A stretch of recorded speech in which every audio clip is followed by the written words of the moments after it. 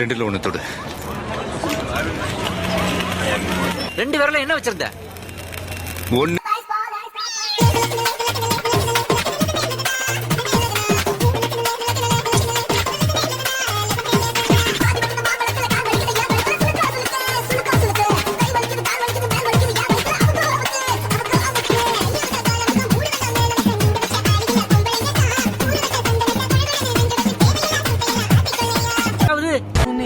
மெதுவாக பயணங்கள் போல தொடங்கிடவா, மனம் ஒரு கனம் கொதிகலனாக தவறுகளின் இசையனவா.